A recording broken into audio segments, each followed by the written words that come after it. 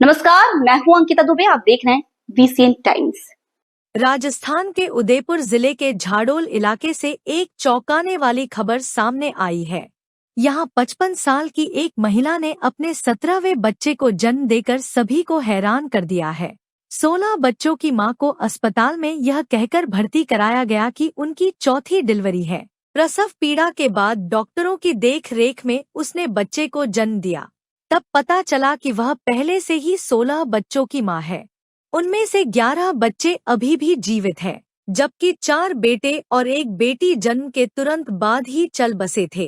इतना ही नहीं, 16 में से 5 बच्चों की शादी हो चुकी है और वे भी 2-3 बच्चों के माता पिता बन चुके हैं, यानी कि महिला दादी नानी बन चुकी है।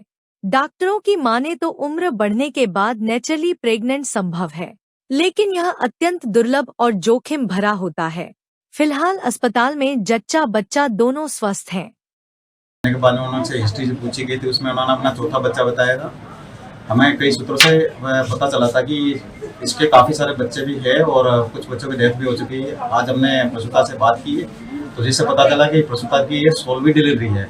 16 बच्चे हो चुके प्रसूता के, जिसमें 7 लड़के हैं, 4 लड़कियाँ हैं और 5 बच्चों की डेथ हो चुकी है।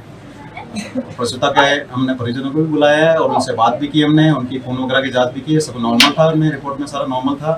और प्रसूता के घर से बुलाए हैं, उनके हस्बैंड को भी बुलाए हैं, उनसे बात की है, तो नसबंदी के लिए इनको मोटिवेट के लिए किया है कि जल्दी से जल्दी अपनी नसबंदी करवाइए। एक तरफ जहां सरकार देश में जनसंख्या नियंत्रण के लिए तरह तरह के कार्यक्रम चला रही है, वहीं दूसरी तरफ उदयपुर के एक सुदूर ग्रामीण इलाके से आई खबर ने सबको चौंका दिया है।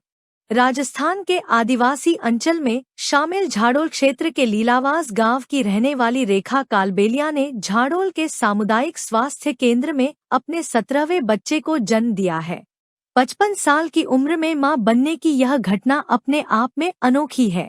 इस घटना ने न सिर्फ इलाके में कौतूहल पैदा किया है, बल्कि सरकारी दावों और जमीनी हकीकत के बीच के अंतर को भी उजागर कर दिया है।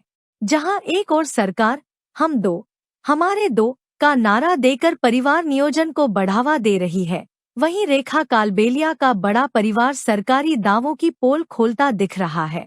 परिवार नियोजन के लिए सरकार गांवों में नसबंदी शिविर लगाती है, लोगों को जागरूक करने के लिए प्रलोभन देती है, लेकिन इस घटना से साफ है कि ये प्रयास शायद उतने सफल नहीं हो पा रहे जितनी उम्मीद की जाती है। हालांकि आदिवासी समाज में बड़े परिवार की अवधारणा आज भी प्रचलित है। कई बार लोग स्वास्थ्य और सरकारी योजनाओं के प्रति जागरूक नहीं होते। यह मामला एक उदाहरण है कि हमें परिवार नियोजन कार्यक्रमों को और भी प्रभावी तरीके से लागू करने की जरूरत है। उधर रेखा कालबेलिया के परिवार में नए सदस्य के आने की खुशी में पूरा परिवार अस्पताल पहुंच गया।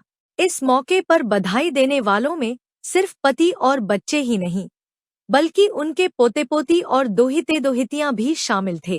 रेखा के 17 बच्चों में से 7 लड़के और 4 लड़कियां जीवित हैं, जबकि 5 बच्चों की जन्म के बाद मौत हो चुकी है। उनके कई बच्चों की शादियां हो चुकी हैं और उनके भी 2 से 3 बच्चे हैं।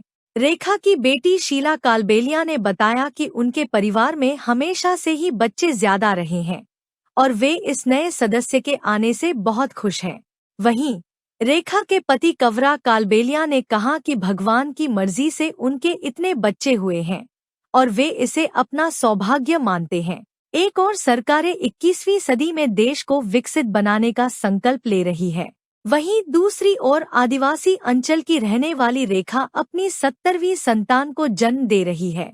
अब इस सिस्टम की नाकामी कहे या रेखा का अशिक्षित होना, लेकिन एक बात तो साफ है कि सरकार की योजनाएं आदिवासियों तक पूरी तरह नहीं पहुंच पा रही है। आदिवासियों की भलाई के लिए शुरू की गई ज्यादातर योजनाएं कागजों पर सीमित रह जा रही है।